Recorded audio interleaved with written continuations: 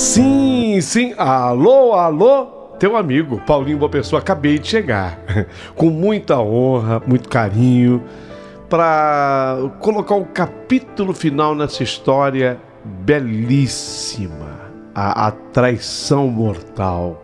Que história linda essa traição mortal. Vocês vão aprender muito, porque eu aprendi muita coisa ao conhecê-la. E hoje vocês conhecerão o capítulo que a encerra. Mas antes de eu começar esse capítulo, eu quero fazer agradecimento muito, mas muito, muito especial. Porque você já sabe que você me ajuda muito quando vem aqui para o canal e ouve uma história. Isso é uma ajuda muito significativa. Mas quando você coloca um pouquinho a mais, você dá um plus nessa ajuda, nossa, a nossa equipe vibra. Quero agradecer a você, Elizabeth Vaz de Lima. Elizabeth, você contribuiu com o teu Pix. Ela mandou aqui pro canal. Vintão, né, Elizabeth? Você não sabe o quanto a gente comemorou, Beth. Um beijo. Naldi Barbosa de Souza. Ô, Naldi! Ô, Naldi Barbosa de Souza, muito, muito, muito obrigado, Naldi. Pelos vintão também. A equipe comemorou e muito. Malvina de Oliveira Santos, você é nosso ouvinte símbolo, Malvina. Obrigado pelo teu carinho, obrigado pelo teu amor. Gente, é isso. Às vezes a pessoa acha complicado entrar no YouTube e se tornar membro do canal, embora seja simples. Então ela prefere fazer um Pix, tá certo? Por isso que a gente tem essa possibilidade. Quando você quiser apoiar o canal, mandar o seu Pix, a chave Pix fica bem do lado do título. É um telefone de São Paulo, é o 951336677. Facinho, né? Bem ao lado do título, 951336677. Além disso, ele também é o WhatsApp. Pode mandar tua mensagem por ali, que eu vou te atender com todo o amor e com todo carinho.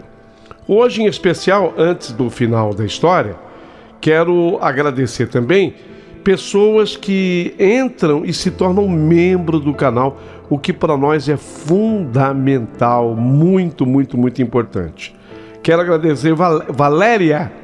Ô Valéria, Valéria Carvalho de Jesus, já era nossa assinante e voltou a ser, Valéria. Você não sabe o quanto isso me faz feliz. Valéria Carvalho de Jesus, quando uma pessoa já é assinante, fala, não, eu quero continuar sendo.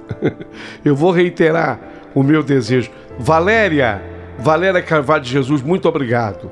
O Wellington Rabelo é o nosso também assinante. Ele não era e passou a ser, como a Auricélia Lima, o Donizete Gomes, a Maria de Souza Silva, a Luzinete Ferreira. Ô Paulinho, queria me tornar membro do seu canal. Como faço? Ó, abaixo do vídeo você terá todas as instruções dessa plataforma espetacular que é o YouTube, que nos dá essa oportunidade de realizarmos um trabalho que eu espero que lhe agrade. Então você pode contribuir e colaborar, porque nós dependemos única e exclusivamente de você, público amado e querido. Espalhe o nosso canal, tá? E se inscreva no canal. É muito importante que você se inscreva para curtir as nossas histórias. Isso posto, então eu digo a você, prepare o seu coração. Hoje não vou dizer, eu vou cantar. Pode ser? Então vai. Prepare o seu coração para as coisas que eu vou contar. O final dessa história é incrível, é lindo demais. Ensina muito ao rapaz, a moça e a todos também. Começou.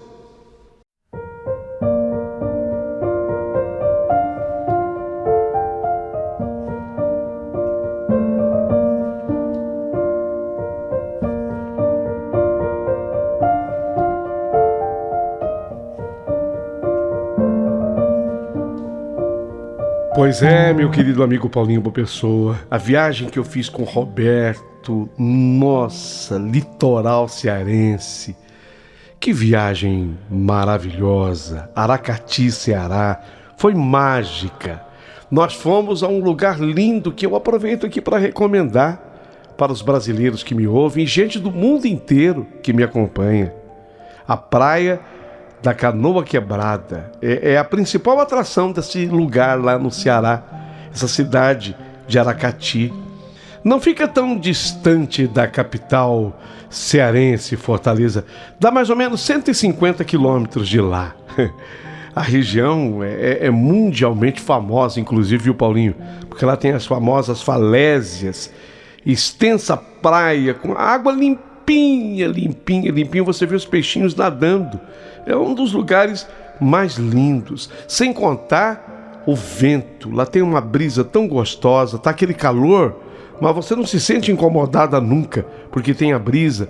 Então o pessoal, devido ao vento, pratica muito lá o windsurf. É uma delícia. Até eu. Até a professora aqui andou se arriscando. Lugar excepcional. Com ele, com o Roberto, sabe, eu me sentia bem, eu me sentia jovem novamente. Sabe, Paulinho, eu me sentia dividida. Eu sabia que dificilmente aquilo poderia dar certo. Mas, como era bom curtir a companhia daquele jovem. Ele já tinha concluído agora o seu colegial, precisava cuidar da sua vida, fora efetivado no emprego, onde ele era considerado um estagiário ainda, mas agora tinha sido efetivado. Ele atingiu esse objetivo, ao menos na sua vida. E assim, eu vi mais 4 meses passarem muito rapidamente. Então, depois daquela viagem a Aracati, Canoa Quebrada e tantos lugares lindos, depois que nós voltamos de lá, o tempo continuou a passar e, na verdade, um tempo que acabou se arrastando. Foram mais 4 meses e eu já não suportava mais pensar em como seria, né, o meu futuro com o Roberto. Afinal de contas, ele havia sido apenas um aluno. Aquela diferença brutal de idade entre mim e ele. Puxa vida, o que eu vou fazer da minha vida? O que vai ser da minha vida com um jovem, um cara tão bacana, que me faz tão bem, mas que é tão diferente de mim em tantos aspectos? Eu comecei a entender que realmente, dificilmente aquilo ia dar certo. Em contrapartida, as coisas na minha vida pareciam estar tomando agora um rumo diferente. A Priscila, a minha filha, tinha mudado demais comigo. Verdade, ela estava muito mais carinhosa. Todos os dias ela procurava ter um contato comigo, uma conversa comigo. Era incrível a mudança, a vida com a minha filha, a Priscila. Desde que a Bel aprontou comigo, parece que ela ficou do meu lado. Ela vira a traição da qual eu fui vítima, e aquilo despertou nela algum sentimento de proteção com relação à minha pessoa. E tanto é verdade que ela era outra filha para mim, apesar de ainda manter uma boa relação com Abel, seu pai. Ela navegava nos 2 mares, sabe? Completamente distintos, é verdade, mas ela estava navegando no mar do pai, Abel, e estava navegando também no meu mar. O amor de minha filha Priscila, se é que eu posso chamar assim, começou a me fazer bem. Sabe quando você sente que está vindo o reconhecimento?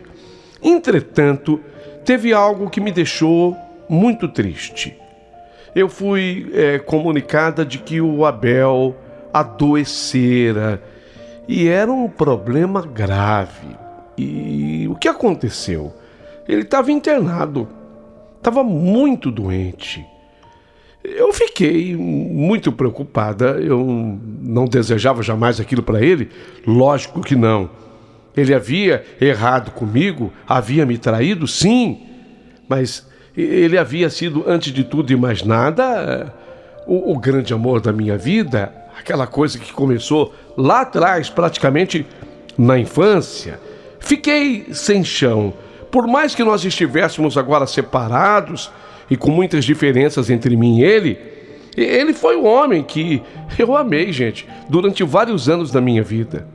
Então, eu, de posse do nome do hospital onde ele estava, Na mesma tarde em que eu fiquei sabendo, eu fiz questão de fazer uma visita para ele. Eu tomei um baque, na verdade, quando eu fiquei sabendo, e um baque muito maior quando eu cheguei no hospital, que eu coloquei os olhos no Abel. Paulinho, você que está me ouvindo, meu coração ficou destruído. Não, não era o Abel. Aquele não era o Abel. Magro, extremamente magro. Erupções cutâneas, umas feridas inexplicáveis na pele. Pálido, completamente debilitado. Aquilo me deixou abalada. Ele costumava ser um homem tão alegre, mas seus olhos não tinham mais brilho, por exemplo. Sabe, desculpe a expressão, eu não quero ferir suscetibilidades. Alguém já pode ter passado por isso. Mas eu não sei se vocês se lembram das imagens dos aidéticos antigos, quando a doença tomava conta. Foi a impressão que eu tive. Eu levei um baque mesmo, um grande choque, um grande susto. Muito debilitado estava o Abel. E eu fiquei muito preocupada. A partir desse dia, eu não deixei jamais de fazer visitas hospitalares para ele. Eu ia pelo menos umas 3 vezes por semana. A Priscila quase sempre me acompanhava, a minha filha. E ela sempre tentava animá-lo e agradecia. Olha, pai, eu queria agradecer demais por você ter me adotado. Que bom que eu vim fazer parte desta família. A Priscila, ela de fato parecia agora ser uma outra pessoa. Foi uma mudança repentina? Foi, especialmente para comigo. Com o pai sempre a relação teria sido melhor. Mas ela, sabe, ela estava realmente integrada às nossas vidas. Parece que toda a rebeldia que ela sentiu um dia havia passado. Ela vinha agradecer a adoção, e não só ao pai, mas também em relação à minha pessoa. E aquilo ainda dava a nós 3, mais do que nunca agora, um sentido de família. Apesar de estarmos separados, eu e Abel, parece que agora a família era mais coesa, era mais unida. No entanto, eu comecei a perceber que o Abel se incomodava com a visita da Priscila. Verdade, ela fazia questão de ir comigo e às vezes não ia. E quando ela não ia, ele se sentia muito melhor. E com a presença dela, ele claramente ficava incomodado. Até que um dia, ele chegou e falou comigo. Eu tinha ido sozinha nesse dia. Sozinha. Então ele falou comigo. Olha, eu quero te fazer um pedido. Por favor, Lúcia, não traga mais a Priscila para me visitar junto com você, tá? Eu fiquei na hora sem entender e falei, mas peraí, como assim? Ela é nossa filha. Mas ele me disse que toda vez que ela se aproximava dele, ele se sentia pior. Ele não sabia ainda explicar o que era. Ele até dialogou comigo nesse tom. Ela me faz mal. Depois eu vou tentar te explicar melhor. Se eu conseguir sair dessa, é lógico que você vai conseguir sair dessa. Eu me sinto mal toda vez que ela se aproxima de mim. Evite trazê-la, por favor. Eu estou te pedindo. E ultimamente... O que tem ultimamente, Abel? Lúcia, ultimamente eu venho tendo uns pesadelos terríveis. E ela, nos pesadelos que eu tenho, ela zomba da minha cara, ela ri de mim, ela dá gargalhada. Parece que eu tô morrendo no pesadelo e eu ouço os ecos da gargalhada dela. Eu tô com medo dela. Por favor, não a traga mais. Eu vi que ele estava muito nervoso. E tanto que eu tentei confortá-lo e disse... De repente isso é efeito da medicação, esse tipo de pesadelo que você está tendo. Você está tomando remédio muito forte, antibiótico muito forte. Eu saí de lá muito triste, porque entendi. Eu era professora, mas eu não era médica. Então eu entendi que aquela infecção que estava tomando conta do corpo do Abel, havia atingido também o cérebro. Infelizmente, só podia ser isso. Depois desse dia, a situação de saúde dele só piorava. O estado de saúde dele só piorava. Ele estava ficando com o corpo inchado, ele começou a ter inchaço por todos os órgãos praticamente. Os pés ficaram desse tamanho. Os médicos daquele hospital não sabiam explicar o que causava aquela infecção tão brava assim. Era uma bactéria que eles não conseguiam dar fim a ela. Uma infecção que eles começaram a chamar de generalizada. E aí a coisa se agravou demais. E depois de um mês internado ali, os médicos foram incapazes de curá-lo. Mas eu não podia desistir de tentar salvá-lo. Cheguei a questionar se eu podia mudar de hospital. Sabe, a Eulália, a diretora lá da escola, ela continuava sendo muito minha amiga e ela era uma pessoa muito bem relacionada nessa área da saúde. Ela conhecia gente daquele hospital muito bom. Ela havia conseguido uma vaga para mim naquele hospital. Eu consegui colocá-lo numa UTI, uma ambulância equipada com uma UTI, para transferi-lo de lugar. Tentei, inclusive, isso com relação ao meu ex-marido. Mas foi com muita tristeza que, apesar dele estar no melhor hospital da cidade, com toda a ajuda médica, o Abel, ele não resistiu. Infelizmente, depois de 42 dias internado ao todo, ele veio a falecer. Foi de fato uma tristeza imensa para mim. No entanto, no velório do Abel, olhando no caixão, teve um momento que eu percebi que a Priscila, ela não se mostrava tão desesperada assim. Sabe, ao contrário, teve um momento que ela me deu um abraço e falou: mãe, isso é natural, a vida e a morte, a gente tem que entender a morte até às vezes como um descanso. Ela chegou a dar um sorriso assim, a gente tem que entender a morte de repente como um descanso. E quando ela agiu dessa forma, eu me lembrei de uma conversa que eu havia tido com o Abel, dias antes dele morrer. Ele me fez prometer que das coisas que ele ia deixar, ele havia feito um testamento, que eu não desse absolutamente nada para Priscila, além do que a lei já daria para ela. Porque ele tinha certeza, absoluta certeza, de que ela zombava da doença dele. Aquela história dos pesadelos, ele voltou a contar para mim. Eu vejo claramente nos meus sonhos. Eu tô morrendo nos sonhos e ela dá gargalhadas, eu ouço os ecos da risada dela. Eu não quero que você a ajude. Nada mais além do que a lei permite.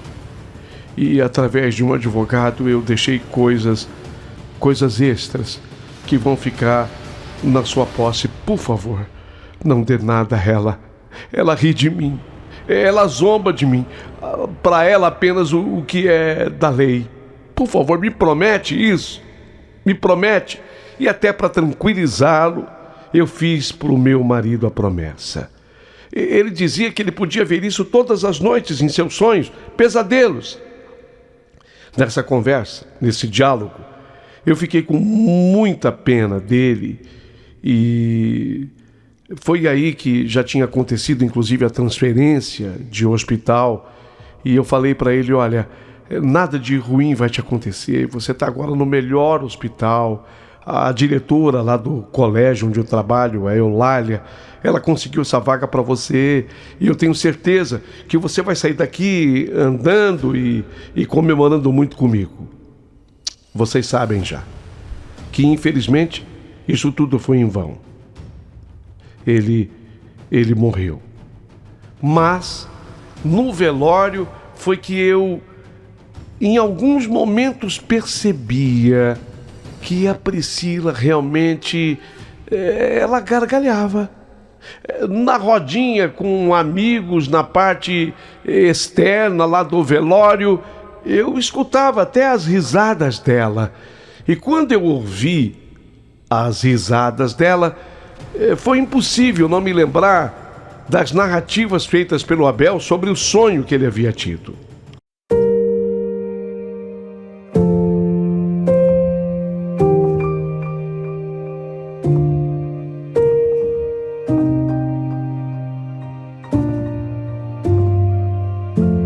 Coisa de mais ou menos um mês após a morte do Abel, eu mais uma vez tive um encontro com o Roberto. O Roberto agora parecia já uma outra pessoa. Estava trabalhando período integral, cuidava da mãe, que ele dizia ser tão importante para ele. E nós passávamos, inclusive, momentos bonitos de amor, especialmente num período entre as 18 horas até as 22.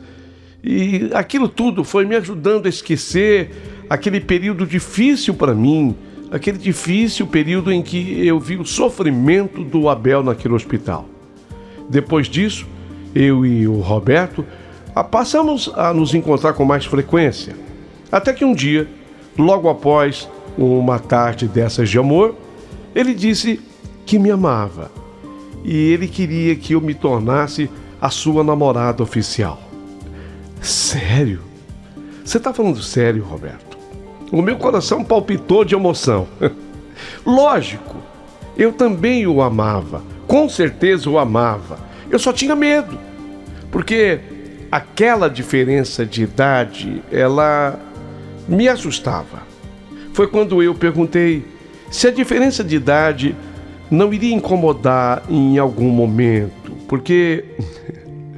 Desculpa, Roberto, você viu muito bem o que aconteceu lá na praia da Canoa Quebrada, quando aquele vendedor de cangas pediu que você comprasse uma canga para sua mãe. Não, ele não estava errado.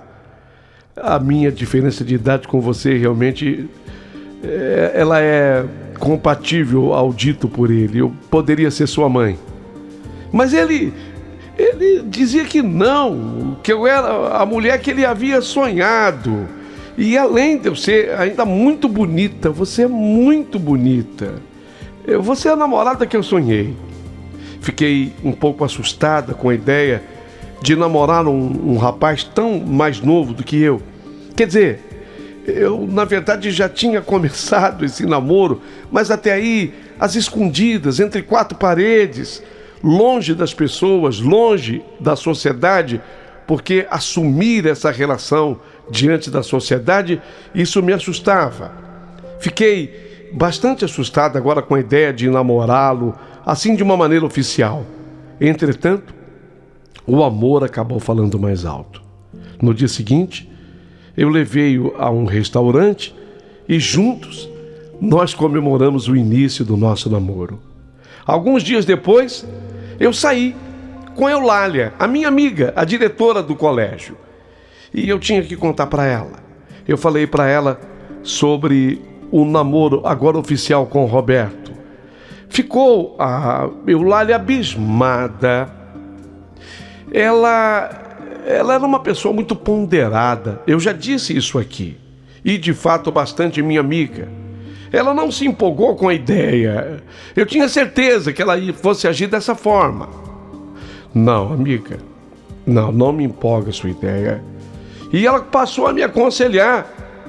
Fica esperta. Porque eu tenho muito medo que você, que já sofreu tanto com a morte do Abel, apesar de vocês estarem separados, sei da sua ética, sei do seu coração. Eu conheço a sua alma enquanto amiga que eu sou. E eu tenho medo de você se ferir. Eu tenho medo de você se machucar muito nessa relação. Eu perguntei para ela o motivo dela estar falando daquele jeito comigo. E ela disse, é que quando se trata de homem, todo cuidado é pouco. E ainda mais, quando o homem é... Entendi, Eulália. Tão mais jovem, né? É. Ainda mais quando o homem é tão mais jovem. E outra coisa, se a gente parar para pensar, você não pode esquecer da forma como o Roberto chegou naquele colégio. Ele chegou expulso de um outro colégio, chegou como um aluno problema. E você foi a única que encarou a possibilidade de tentar salvá-lo. O que, na verdade, eu nem sei se de fato aconteceu. O que aconteceu é que você conseguiu formá-lo, ele se manteve lá no emprego e parece que está indo bem. Mas isso eu acho muito pouco diante de tudo que você está me comunicando. Eu apenas sorri e disse que nas questões de relação a gente não pode nunca generalizar, né, Eulália? O Roberto, ele me passa a ideia, a imagem de ser diferente.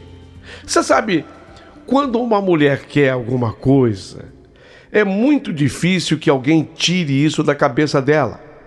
Alguns dias após, mesmo com receio, eu apresentei o Roberto para minha filha Priscila, porque não fazia mais sentido nenhum eu esconder aquela relação dela. Até ali ela não sabia do Roberto. E para minha surpresa, a Priscila agiu bem diferente do que eu teria imaginado.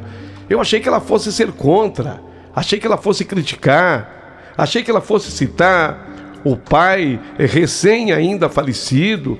Não, absolutamente. Ela entendeu tudo numa boa, de uma forma muito diferente da que eu imaginei.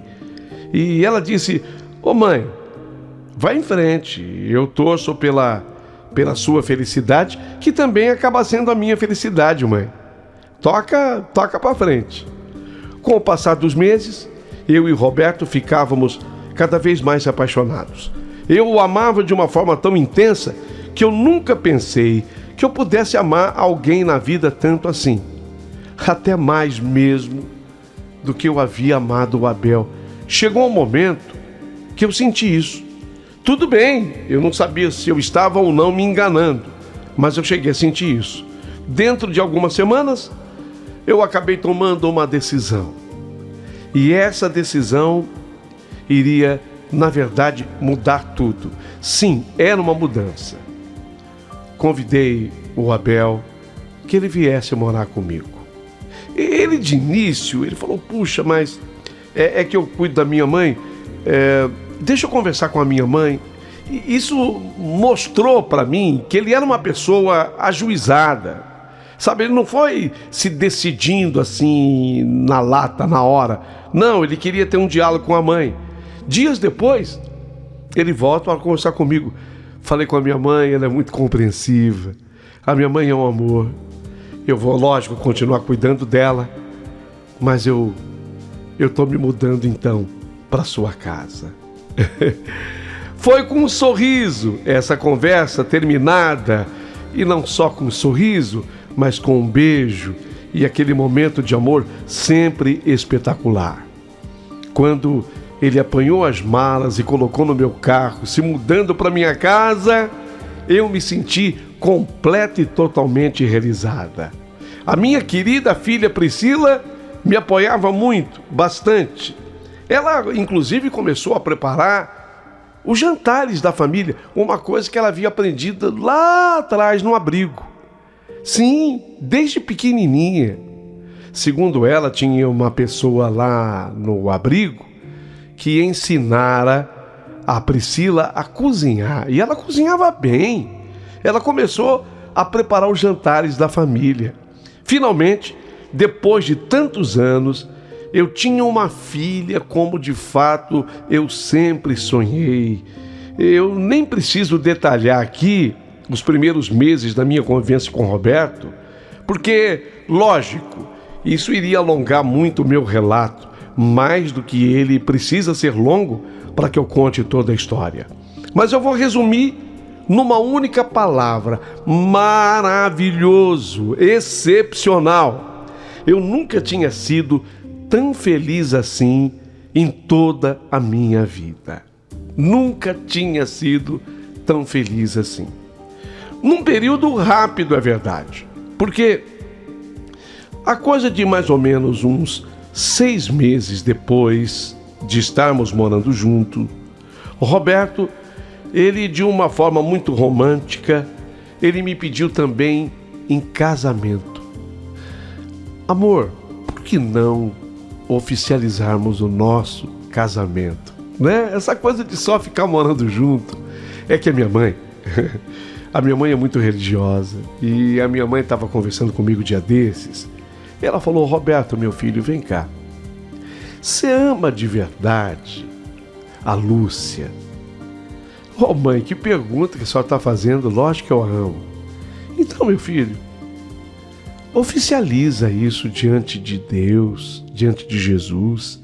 É muito importante que vocês se assumam. Fala com ela. Se casa com ela. Então, amor, eu quero pedir sua mão em casamento. E serei o homem mais feliz do mundo se você aceitar. É lógico que eu aceito. É lógico que eu aceito. Eu estou vivendo, eu acho que o melhor momento da minha existência. Eu disse assim porque eu estava louca de amor. Então eu nem pensei 2 vezes. Decidimos fazer algo simples. Optei por não convidar ninguém, já que ninguém apoiava meu casamento com ele. Nem mesmo a minha melhor amiga, a diretora do colégio, a Eulália. Não, ela era terminantemente contra. Éramos apenas eu, ele e a Priscila. E, lógico, as testemunhas do nosso casamento no cartório. Para comemorar, fizemos uma viagem, adivinha? Voltamos para nossa praia predileta, Canoa Quebrada, em Aracati. Foram as 2 melhores semanas da minha vida, uma lua de mel inesquecível. Entretanto, logo após isso, as coisas começaram a mudar.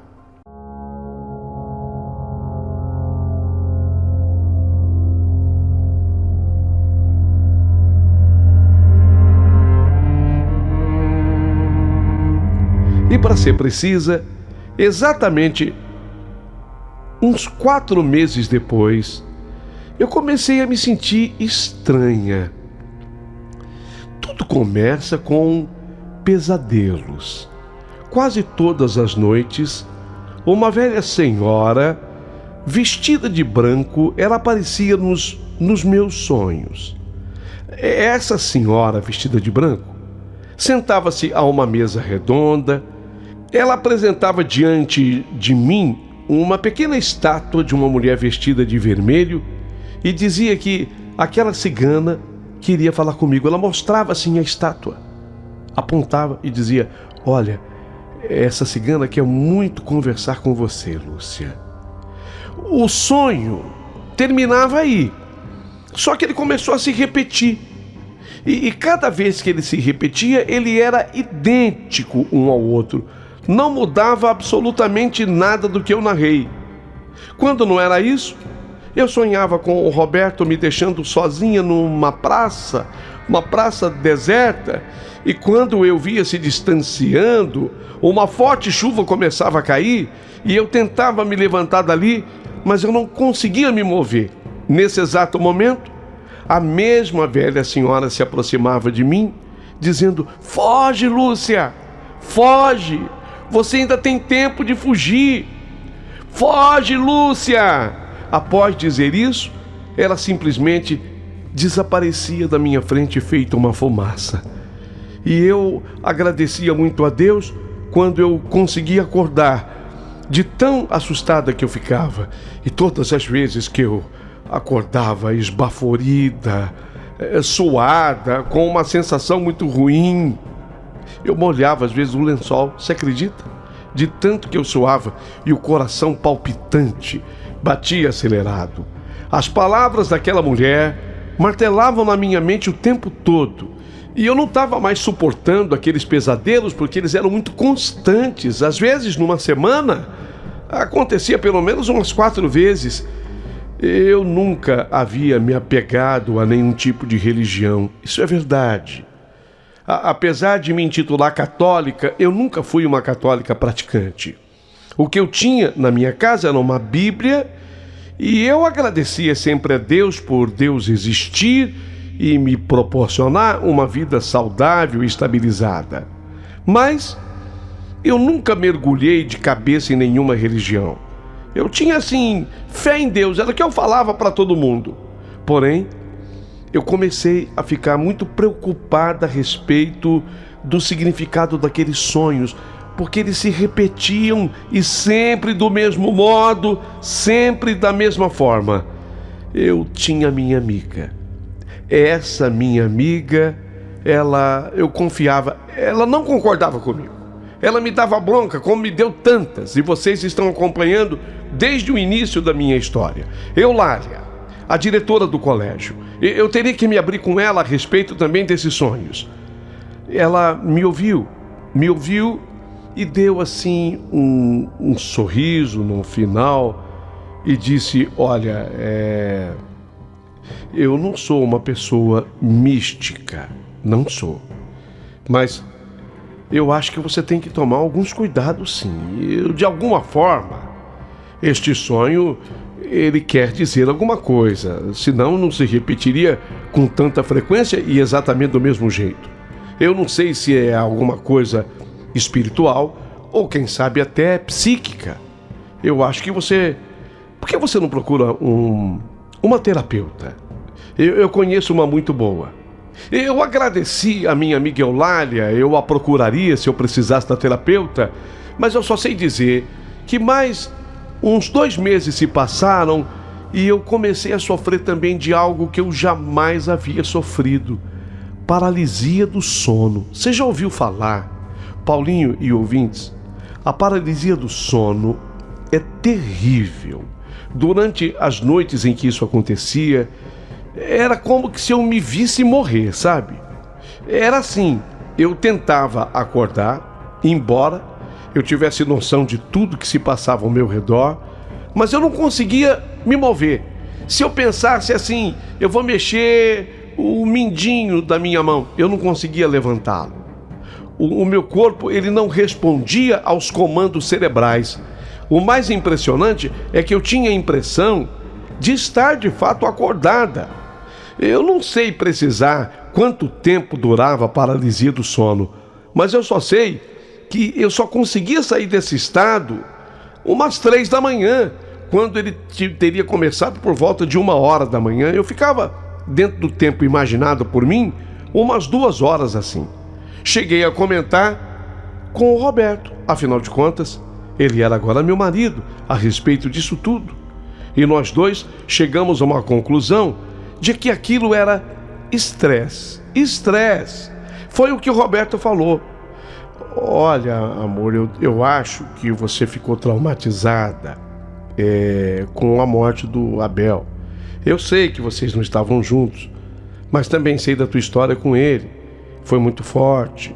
Você sofreu muito. Foi muito pesada a doença dele. Foi terrível, né? Ele foi se definhando aos poucos. Você tentou tudo para salvá-lo e não conseguiu. Foi uma morte prematura e muito assustadora. Isso tudo te fez mal. Eu acho sim que você vai precisar de uma terapeuta, conforme lhe disse Eulália. Pelo menos é o que eu acho, amor. O que você pensa? Roberto, eu acho que você tem razão. Até que um dia, enquanto eu estava na fila de um supermercado, eu tinha comprado já tinha colocado as coisas no carrinho. Eu estava na fila, estava uma fila grande aquele dia, sabe? Grande. De repente eu me senti mal na fila do mercado.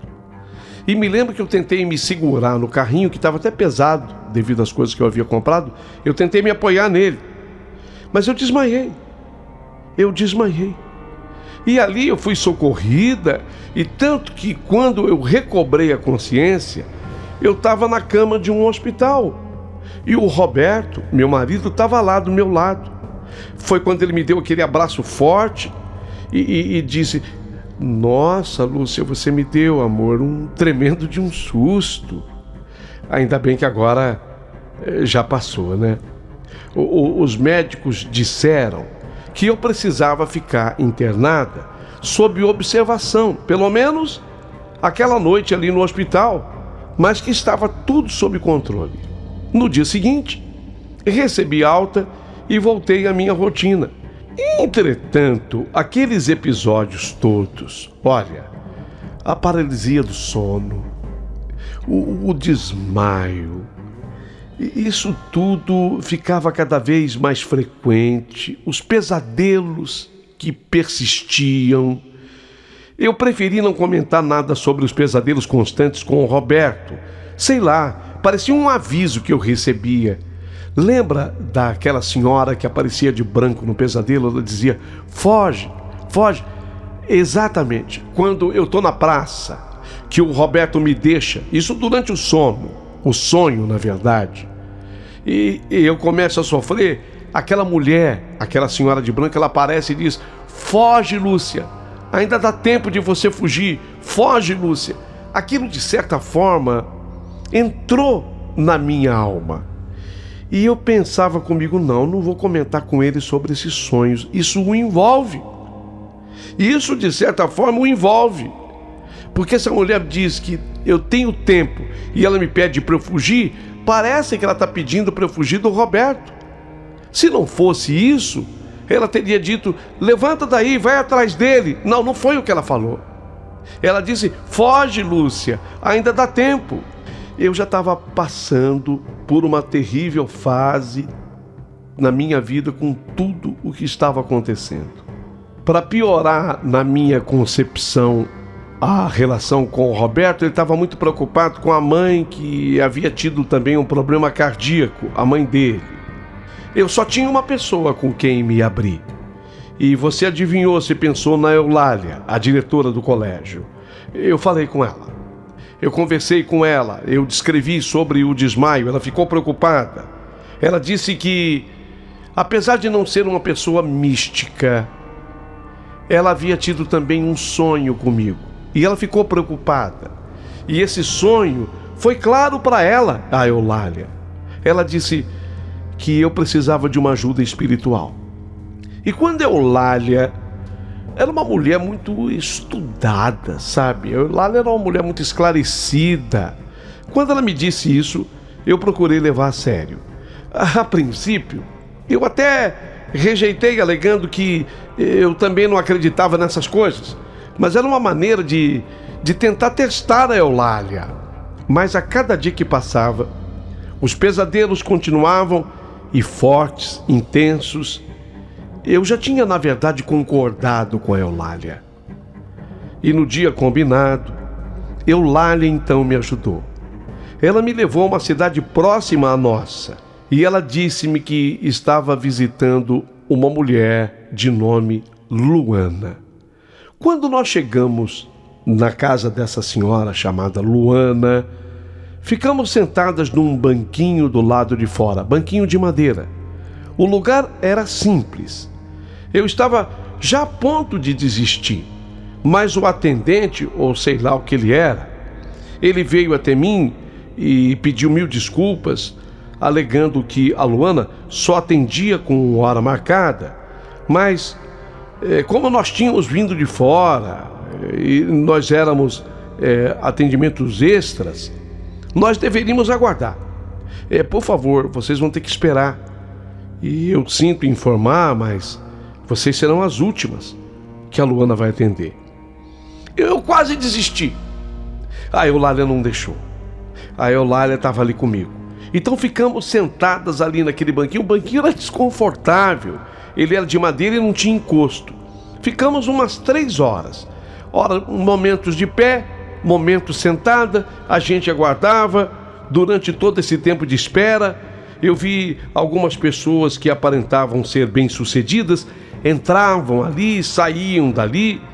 E isso me fez entender que aquela senhora era realmente boa no que fazia. É gozado, né? A gente tem mesmo um preconceito. Se eu visse apenas pessoas muito simples, eu ia pensar de um jeito. Mas como eu vi pessoas até que com bons carros, boas roupas, entrando e saindo, eu pensei comigo, essa senhora é séria. Entretanto, Lógico que havia, tanto em mim quanto na Eulália, pela nossa formação, um certo ceticismo, porque para mim, essas pessoas, elas não passavam de charlatãs que abusavam da fraqueza das pessoas. Mesmo assim, já que eu estava ali, quem está na chuva é para se molhar, não custava arriscar. Após um monte de espera, o atendente nos chamou, avisando que havia chegado a minha vez. Pedi para que Eulália entrasse comigo. Era uma casinha modesta, sim, mas muito aconchegante. O atendente me conduziu até uma sala onde Luana costumava atender os seus clientes. Aquele ambiente, de certa forma, me pareceu assim familiar. Na parte de trás da mesa, uma espécie de altar, ali eu vi uma imagem de uma cigana usando um lindo vestido vermelho e um leque nas mãos. Meu Deus, parecia muito com a estátua que eu tinha visto nos meus sonhos. A diferença é que a outra cigana dos sonhos parecia ter cartas na mão, ao invés de um leque, ou eu teria confundido. Eu fiquei com dúvida na hora, pensei intrigada. Assim que Luana apareceu na porta, eu fiquei em choque. Senti o chão faltar sob os meus pés.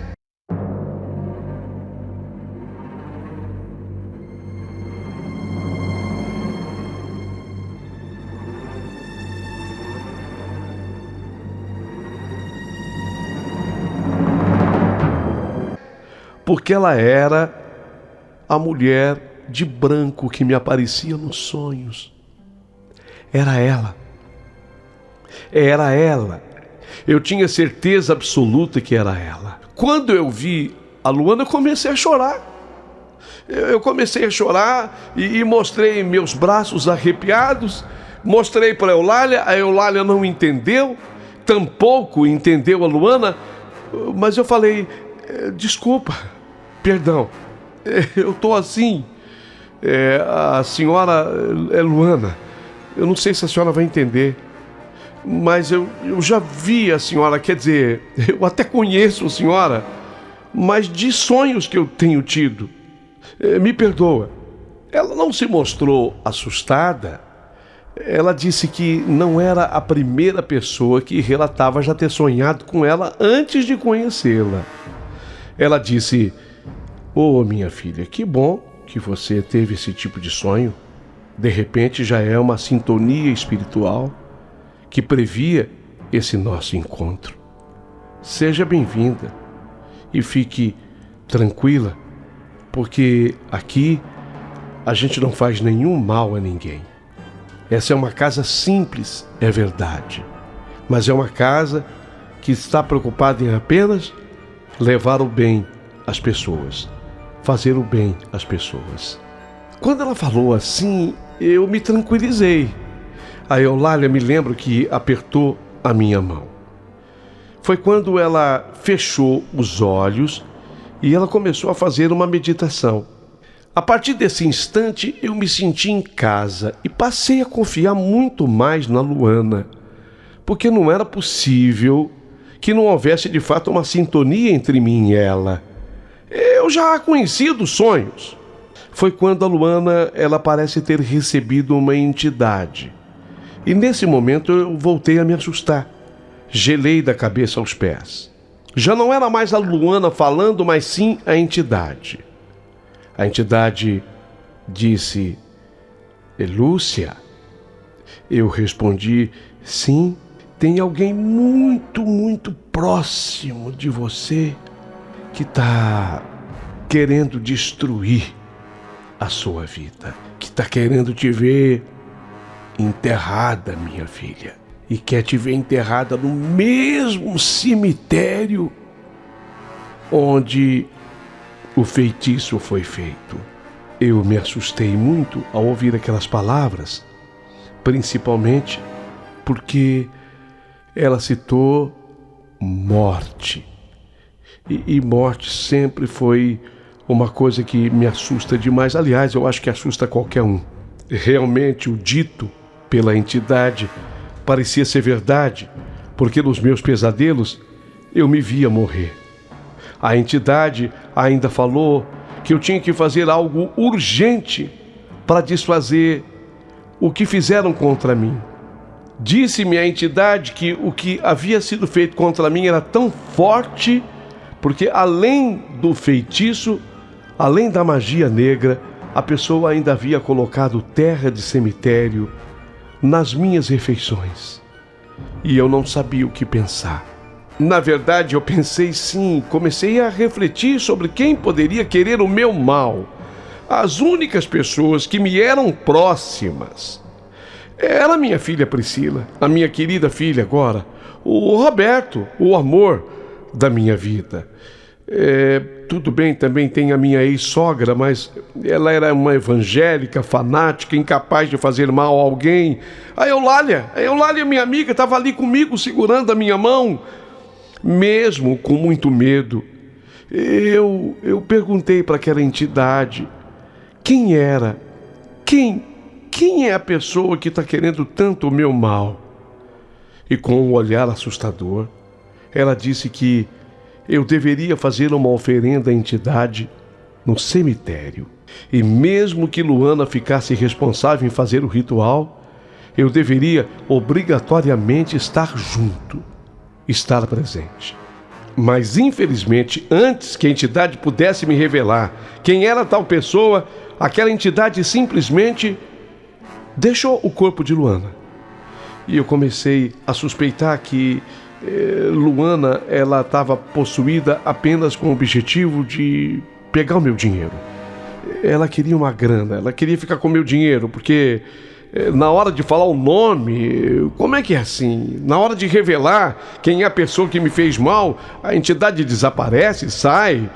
Não, isso não está certo. Eu comecei a raciocinar, a pensar nisso tudo, porque eu não acreditava piamente naquilo. Alguns instantes após a Luana se recompor, ela disse que iria fazer algo naquele dia mesmo para me ajudar. Foi quando eu e a Eulália vimos a Luana se afastar. Ela foi até o altar, onde estava a estátua da cigana. Ela pegou assim uma garrafa, colocou um líquido num copo. Em seguida veio até mim e mandou que eu bebesse, alegando que aquilo iria me ajudar. Eu, ainda desconfiada, eu coloquei aquilo na boca, obedeci. Tomei apenas um golinho para cumprir exatamente o que ela havia solicitado.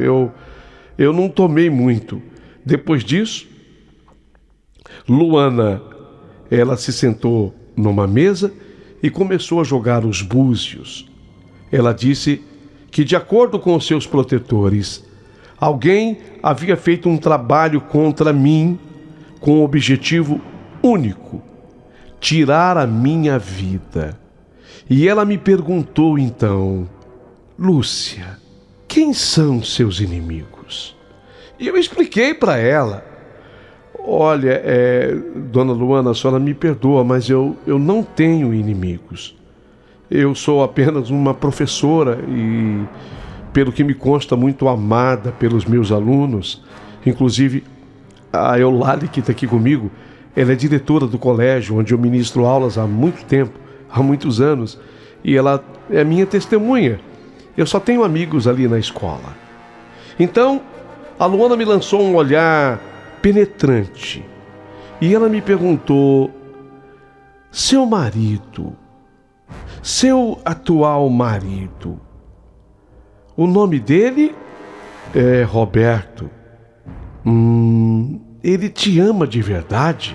Eu fiz um breve resumo sobre a maneira que nós nos conhecemos, o desenrolar da nossa relação. Eu fiz assim um resumo do meu encontro com o Roberto e citei inclusive a nossa diferença de idade. Enquanto eu falava, eu percebi a expressão de contrariedade de Luana. E do nada, ela perguntou para mim, e aí ela me fez mudar completamente o que eu estava pensando dela, porque até ali eu estava achando que ela estava querendo juntar detalhes para se fortalecer numa posição sobre o meu problema. Mas do nada a Luana falou: me fala sobre a doença que levou à morte do seu ex-marido. Bom, aí eu me calei imediatamente. Estremeci. Como é que a Luana poderia saber o que aconteceu com o Abel, meu ex-marido? Realmente ele havia morrido, e até recentemente, de uma doença inexplicável. Foi nesse momento que a ficha caiu. E aí eu tive a certeza de que tudo o que aquela senhora estava me falando era verdade. Mas quem? Quem poderia me fazer um mal tão grande de desejar minha morte? Nesse momento, Luana se levantou da cadeira, saiu da sala, foi até lá fora. Eu escutei, inclusive, ela falar com pessoas, avisando para que as pessoas voltassem no outro dia, porque naquele dia ela não poderia atender mais ninguém. Não posso atender mais ninguém hoje. Eu tenho algo muito, muito importante para fazer. Desculpe, vocês estão dispensados. Voltem amanhã. Em seguida, ela entrou de novo no lugar que eu e Eulália, porque eu fiquei segurando a mão da Eulália segurando a minha mão, e nós ficamos olhando atônitas uma para a outra. A Eulália apenas assentia assim com a cabeça, afirmando tipo, né? A mulher é séria. Você está vendo? Ela é muito séria. Quando a senhora Luana voltou, e ela disse que precisava fazer um trabalho ainda naquele dia. Ela me passou os valores. Nesse momento eu tive a certeza de que ela não era ambiciosa, porque aquele valor era modesto, era pouco. Era apenas um valor que eu tinha certeza que custearia os objetos necessários. Ela fez então uma lista, em seguida chamou um dos seus funcionários, ele entregou a lista e pediu que ele comprasse aquelas coisas com a maior urgência, que ela precisava daquilo para agora. Ela disse que aquele funcionário, ele iria dar conta do que ela havia pedido.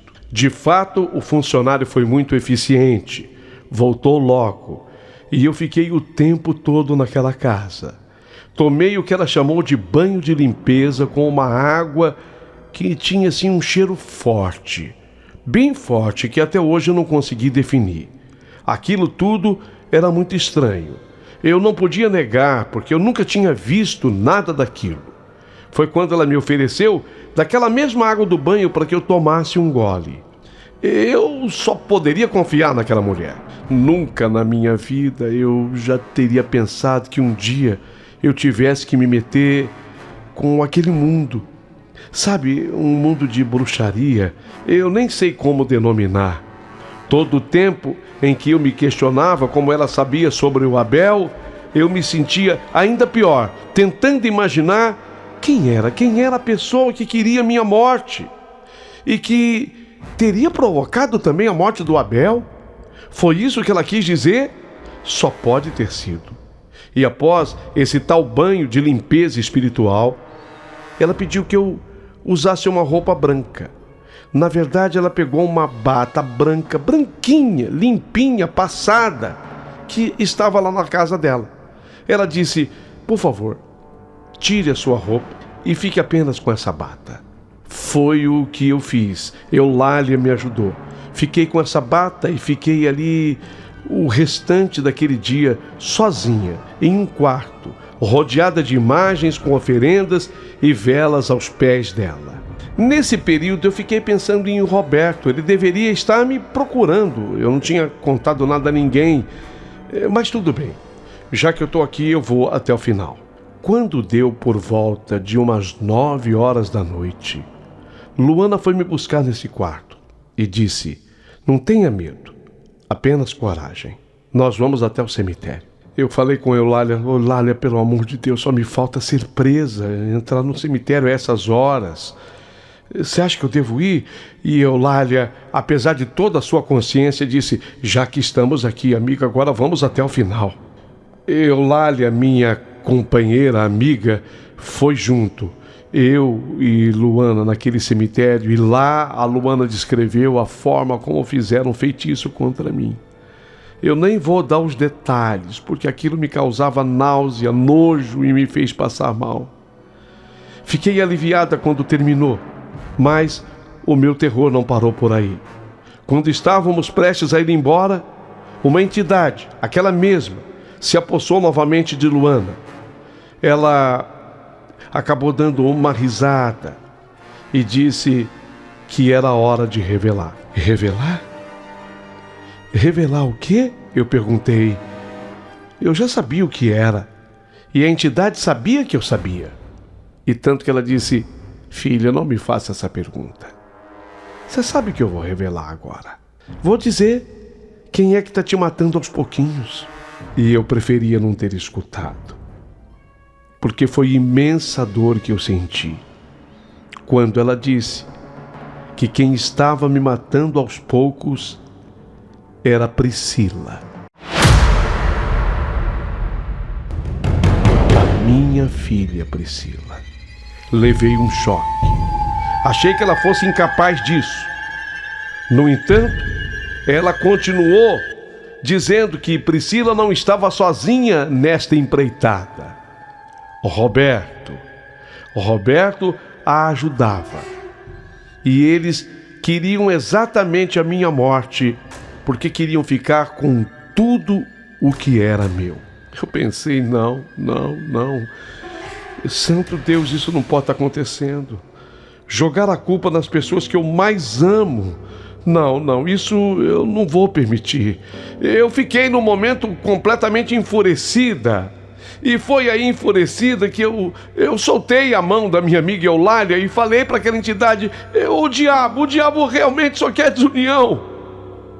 Eu sei que o diabo só quer desunião. Eu não posso me desunir da minha filha, do meu marido. Eu dei as costas e eu comecei a me dirigir em direção ao carro, exatamente para o carro da Eulália, chorando. Eu pedia para que ela me acompanhasse.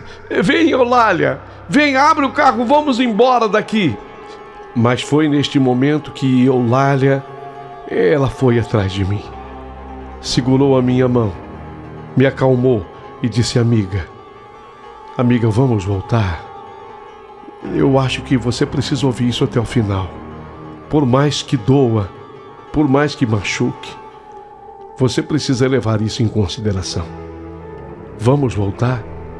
Apesar de muito chateada, me sentindo extremamente mal, eu considerei que Eulália, minha amiga, tinha razão. Acabei voltando. E a entidade permanecia ainda em Luana. E me disse: eu tinha certeza que você ia voltar. Você é uma boa pessoa, Lúcia. E tenha a certeza de que ainda hoje você vai ter a prova inconteste de que tudo que eu te falei é verdade. Eu ainda queria continuar na conversa, mas a entidade, de novo, saiu do corpo da Luana. E quando voltou a ser a Luana, ela descontinuou a conversa. Pronto, já terminamos. Também já à meia-noite. Eu agradeço demais por terem vindo. Eu acho que você veio no dia certo. Espero que não seja mais necessário sonhar comigo, minha filha. Vão com Deus. Eu achei que nessa hora ela fosse cobrar, dar o valor dela, porque o que eu havia gastado com o material para o trabalho tinha sido irrisório. Mas não foi o que ela fez. Inclusive eu insisti, mas quanto é o seu trabalho, Luana, dona Luana? Ela disse: você faz se quiser e de coração, e quando puder. Senti o aperto na minha mão, porque Eulália continuava segurando a minha mão, e vi quando a Eulália abriu a bolsa, fez um cheque e deixou para dona Luana. Eu quis depois no carro saber de quanto era o cheque. Ela disse que nenhum absurdo, e depois a gente conversaria sobre aquilo. Eu estava arrasada. Saber que a Priscila estava envolvida na minha morte ou na tentativa de me fazer morrer e que já teria prejudicado o próprio pai. E o Roberto com ela nisso. Aquilo para mim não tinha nexo, mas a entidade disse que eu teria uma confirmação daquilo tudo ainda naquela noite. Cheguei em casa 1h30 da manhã. Como eu tinha minha chave, abri a porta em silêncio. Me descalcei antes. Entrei apenas dando passos miúdos para não acordar ninguém em casa. Eu queria ainda refletir sobre tudo que eu havia escutado. Mas quando eu entrei, eu comecei a ouvir risadas. Risadas que vinham de um quarto. O quarto da minha filha Priscila. Sobre a mesa, eu vi uma garrafa de vinho aberta. A porta estava fechada, apenas na fechadura, é verdade. A porta do quarto da Priscila. E eu coloquei assim o meu ouvido praticamente colado à porta e eu vi que junto com ela havia uma voz masculina. A voz de Roberto. Era a voz dele. E eles riam. Foi quando, de uma maneira bem delicada, eu girei a fechadura com todo cuidado e vi que a porta estava destrancada. E bem devagar, eu abri a porta e eles estavam tão entretidos que não me viram. E eu pude então ver a cena mais horrorosa da minha vida. Minha filha nua, Roberto nu, estavam vivendo um momento de sexo. Fiquei naquele momento dominada pelo ódio, o pavor e o nojo. Tentei me controlar na hora, no entanto não consegui. Eu queria bater também no Roberto, mas ele era um rapaz forte. Mas consegui me desvencilhar dele e enchi de tapas a Priscila. Eu estava transtornada. Ele, covarde como era, acabou simplesmente saindo do quarto e permitiu que ela apanhasse. Quando vi que ele era tão responsável quanto ela, eu deixei a Priscila e vim para cima dele. Ele ainda tentava se vestir e mesmo sem ter conseguido se vestir, eu consegui abrir a porta da sala e colocá-lo para fora de casa e fechei a porta em seguida. Foi impressionante, mas eu não consegui derramar uma lágrima nesse dia. Fiquei ali sentada no sofá, em choque. E Priscila, eu nem o choro dela consegui ouvir, mas ela permaneceu trancada em seu quarto. O sentimento de ter sido lesada durante todo aquele tempo martelava na minha mente. Todo o amor que eu sentia por eles, Roberto e Priscila, se transformaram na hora em nojo, ódio. Eu pensava, meu Deus, como ela pôde tirar a vida do próprio pai? Aquela infeliz ia para a casa do pai, passava dias com ele, viajava em seus aviões, fingindo sentir amor por ele, quando na verdade o matava aos poucos através desse trabalho horrendo de feitiçaria.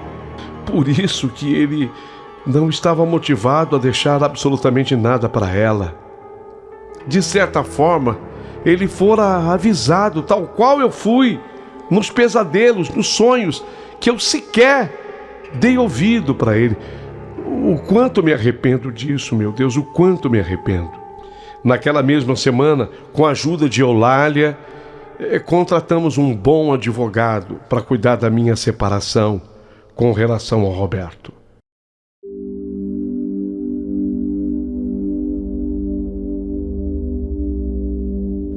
Eu havia tido o cuidado de ter feito um documento do casamento em separação total de bens. E eu devo isso também a Eulália, tá? Foi ela que me orientou nesse sentido. Com medo do que pudesse acontecer, Esse advogado também me ajudou a construir um testamento, onde eu deixava tudo doando por uma entidade de caridade, uma instituição carente, a partir do momento que eu viesse a faltar. Obviamente que isso tudo foi um choque imenso, que me atingiu feito um balaço de canhão. Conversei demais com a minha querida amiga Eulália. Ela até aumentou as minhas aulas no colégio. Ela disse que a única coisa que poderia me ajudar seria dedicação ao trabalho. Ela tinha razão. De fato, eu passei a ocupar a minha cabeça única e tão somente com o meu trabalho. E foi através de uma terapia, agora sim, a terapeuta que ela me havia indicado, me ajudou, a entender aquilo tudo. Porque é uma coisa muito importante o que eu vou dizer neste final, para que essa história jamais seja confundida com a adoção. A adoção é uma coisa espetacular que o ser humano pode fazer. É um ato de caridade sem igual. E eu posso citar que 99,9% das adoções são muito positivas. No entanto, no caso específico da Priscila, ela já nasceu com um problema psíquico, de acordo com essa terapeuta. Nós adotamos uma pessoa com esquizofrenia, que é um transtorno mental caracterizado pela perda do contato com a realidade. É a chamada psicose. A pessoa tem alucinações. É muito comum que esse tipo de pessoa ouça vozes e acaba criando falsas convicções, os chamados delírios. Então, a mente dela estava afetada por isso. E para ela, Priscila, era muito normal que se eliminasse pessoas que, de certa forma, ela entendesse em algum momento que estivesse atrapalhando a sua vida, seja lá por que motivo for. Então, viver e morrer, matar, eliminar uma pessoa, fazê-la nascer, fazê-la morrer, para ela é indiferente. Não tem emoção. E exatamente por isso, e sendo inteligente, ela não queria se incriminar. Usou desses artifícios para eliminar o pai, que atrapalhava, segundo ela, seus planos, e a mim, que também atrapalhava os seus planos. Até porque o objetivo dela seria ficar com o Roberto. Eis a questão que eu perguntei. E a terapeuta me respondeu que não, porque ela era uma pessoa incapaz de amar qualquer outra. Veja, isso é muito sério. Incapaz de amar qualquer outra. Tanto é que depois que tudo acabou entre mim e o Roberto, obviamente, jamais houve qualquer coisa entre a Priscila e o Roberto. Até hoje, eu sei que ela continua aprontando das suas por aí. A adoção nada tem a ver com esse problema. Portanto, eu faço questão de muito responsavelmente terminar essa história dizendo: a adoção é maravilhosa. E tanto isto é verdade que eu estou na fila para adotar uma pessoa, porque eu fiquei com isso em mente. Eu quero adotar uma pessoa e aguardo numa fila. Atualmente, eu estou junto com um senhor de nome Raul.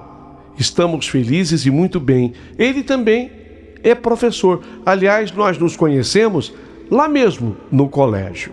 No colégio onde a Eulália foi diretora. Hoje ela já não é mais. Mas ela continua sendo minha amiga acima disso tudo.